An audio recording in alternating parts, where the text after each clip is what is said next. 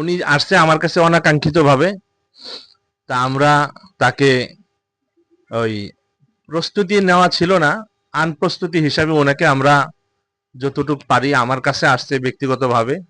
আমি আমার সংস্থার পক্ষ থেকে আমি তাকে কিছু আর্থিক সহযোগিতা যেগুলা আমরা মাঝে মধ্যে মানুষকে দিয়ে থাকি। আমরা আসলে সহজে ভিডিও করি না, এমনিতেই যা দেই কিছু দেই, আসলে এভাবে ভিডিও আকারে কিছু তেমন করি নাই। তো এখন আমাদের মনে করছি যে এভাবে করার মাধ্যমে মানুষ একটু উৎসাহ পাবে, আগ্রহ জন্মিবে মানুষের ভিতরে। এই মহিলা খুবই অসহায়, খুবই হতদরিদ্র, ওনার কেউ নেই, আত্মীয় স্বজনও কেউ নেই, পরিবারের কেউ নেই, শুধু একটা সন্তান ছাড়া। তা ওই সন্তানটা ছোট, মাদ্রাসায় পড়াশোনা করে। তো উনি আসছে।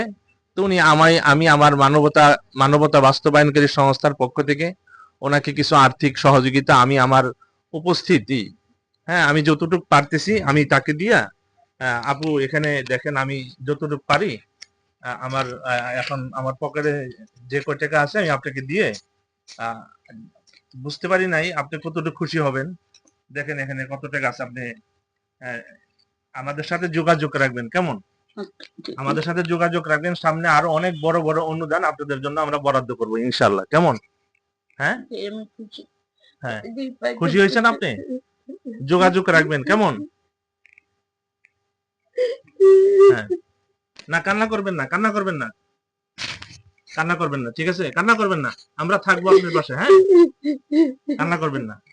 ভাই আসলে উনি অনেক ব্যথা নিয়ে উনি আসছে, ওই উনি যাতে ভালো থাকে আমরা তার পাশে দাঁড়াইতে পারি সেই চেষ্টায় আমরা করে যাব। মানুষের কল্যাণে, মানবতার কল্যাণে, সারা দেশে যেন মানবতা প্রতিষ্ঠিত হয়, মানবতার উপরে মানুষ জীবনকে প্রতিষ্ঠিত করতে পারে, মানুষের মানে দুঃখ দুর্দশাগ্রস্ত মানুষের পাশে যেন সবাই দাঁড়াইতে পারে, সেই আশা ব্যক্ত করে আমি এখানে আবার ভিডিও শেষ করছি। আসসালামু আলাইকুম ওয়া রাহমাতুল্লাহি ওয়া বারাকাতুহু।